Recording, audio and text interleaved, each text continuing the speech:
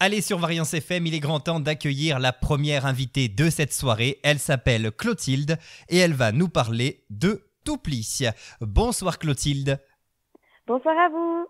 On est ravis de vous avoir avec nous sur Variance FM, c'est un plaisir. Merci à vous de prendre le temps d'échanger avec moi. Eh bien écoutez, en tout cas, j'ai plein de questions sur votre travail. Je n'en dis pas plus sur ce que vous faites. Les auditeurs vont vous découvrir petit à petit. Et la première question que je vais vous poser, elle est toute simple. Quel type d'article proposez-vous chez Toupli ?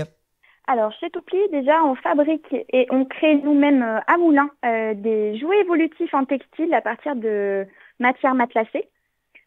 C'est des produits qui sont destinés à des enfants de 0 jusqu'à plus de 4 ans. D'accord. Alors, qu'est-ce que le tissu matelassé ? On a envie d'en savoir un petit peu plus sur cette matière.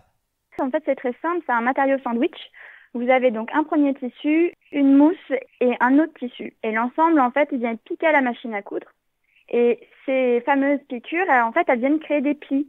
Et moi, je m'en amuse pour avoir un côté beaucoup plus ludique sur les objets, comme un peu un origami, mais en version de tissu. D'accord. Et alors, que va apporter cette matière au bébé ? Que peut-elle changer par rapport à un autre tissu ? La matière matelassée, elle a pour avantage de passer du plat en volume. Donc, sur mes produits, par exemple sur mes peluches, vous avez un produit à plat qui, du coup, grâce à ses piqûres et à ses plis, viennent induire une silhouette que l'enfant va venir monter lui-même en fonction de sa capacité motrice et aussi son imaginaire. Et enfin, pour venir fixer avec les petites pressions qui sont sur les côtés. Donc après, il y a tout un usage en fait qui est fait par l'enfant, qui peut être aussi détourné en marionnette. C'est totalement possible. Voilà, en tout cas, c'est ce que je propose là pour ma gamme de peluches. Et après, il y a plein d'autres choses que je développe à côté. D'accord, donc oui, c'est vraiment pour développer la motricité de l'enfant. Oui, voilà, c'est ça. C'est vraiment un outil qui évolue avec les besoins moteurs et les envies du petit. Donc au début, c'est un peu compliqué à mettre, c'est normal. Et puis petit à petit, il va apprendre à le construire un peu comme un jeu vraiment de réflexion. Sauf que c'est beaucoup plus simple et le parent n'a pas à sortir de notice pour savoir comment monter l'objet si jamais il y a besoin d'aide. D'accord. Et alors, y a-t-il une thématique récurrente dans vos créations ? Oui, tout à fait. Aujourd'hui, on traite plus sur l'univers marin. Donc tout ce qui est mammifères comme les baleines, les poulpes.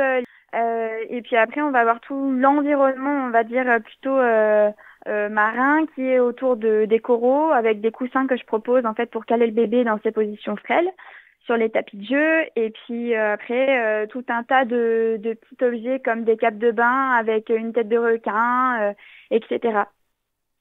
D'accord. Et alors, comment pourriez-vous décrire votre univers ?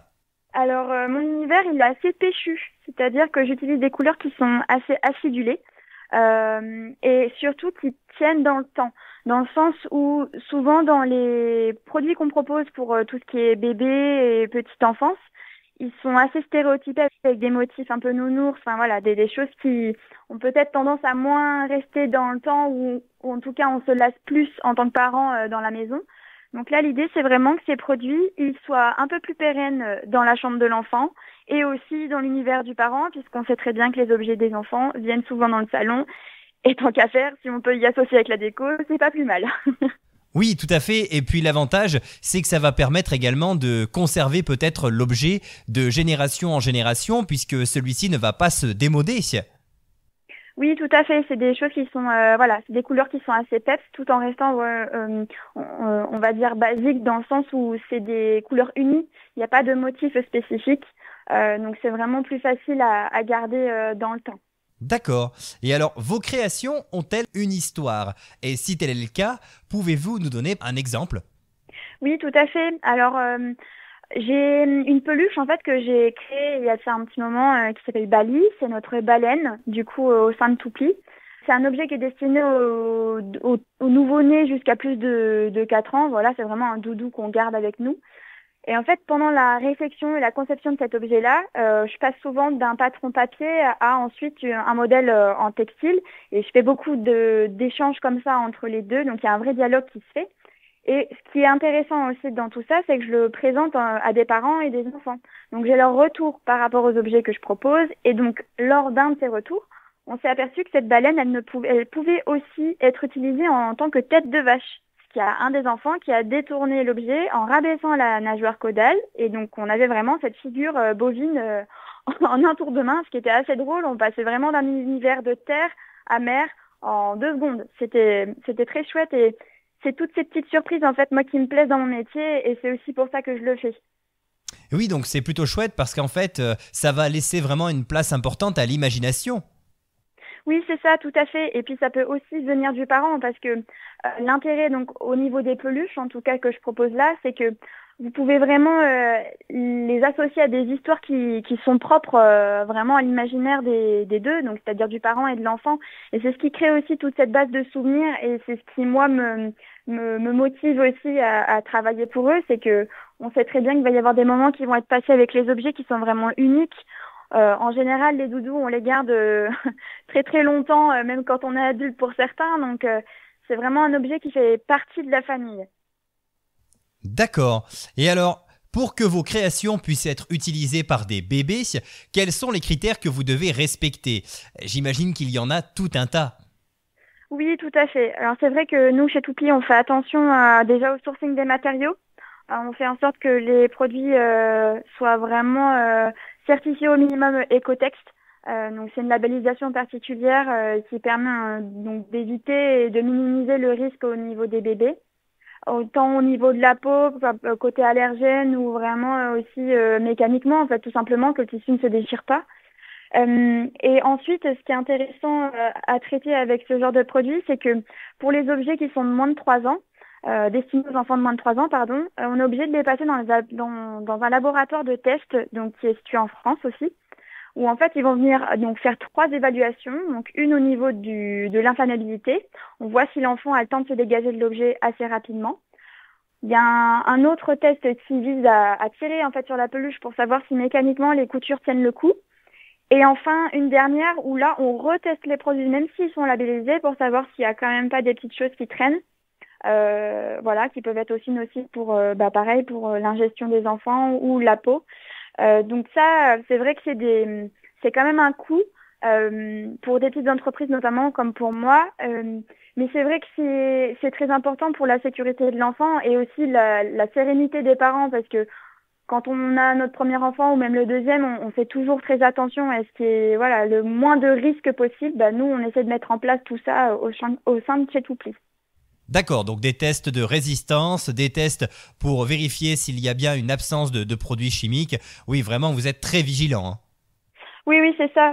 On essaye au maximum, hein, parce que après le risque zéro n'existe pas. C'est pour ça qu'on essaie au maximum d'éradiquer tous les risques. D'accord. Et sur votre site, j'ai lu que vous cherchiez à créer du souvenir avec vos jouets. Que voulez-vous dire par là?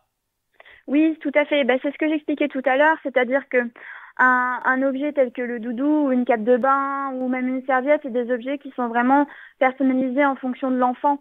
Donc et même de l'imaginaire de celui-ci. Avec les peluches, par exemple, quand on l'utilise en marionnette, ça fait vraiment appui à l'imaginaire de l'enfant. Donc là, il y a vraiment quelque chose qui se crée, il y a un lien vraiment qui s'enclenche avec celui-ci. Et même au niveau du parent, il y a vraiment cette entente entre tous les trois qui est assez incroyable. Et moi, c'est ce que j'essaye d'accompagner et de développer au sein de tous mes produits.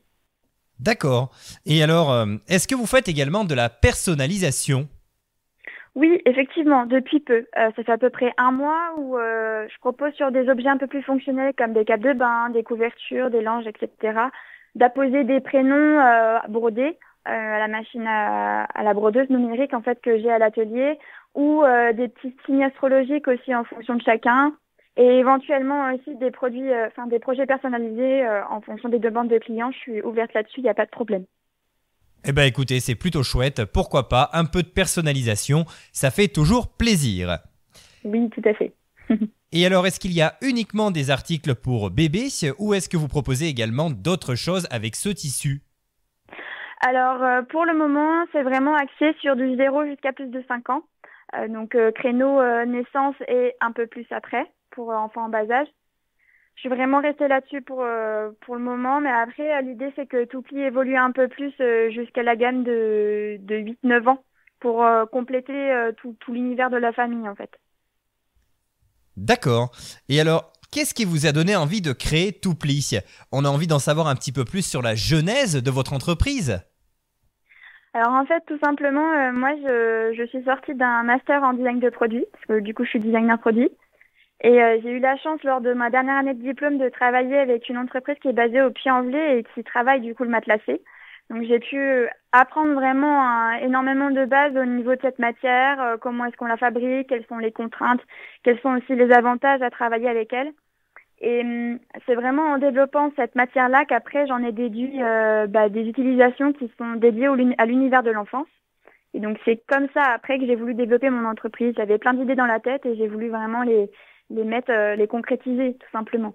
D'accord, bah écoutez, c'est plutôt chouette, c'est un très beau projet en tout cas, et félicitations pour ce que vous faites.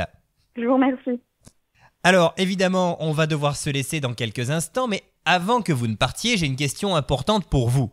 Où peut-on vous retrouver? Est-ce que vous avez une page Facebook, un site internet, peut-être même des lieux dans lesquels on peut venir vous rencontrer et découvrir vos créations?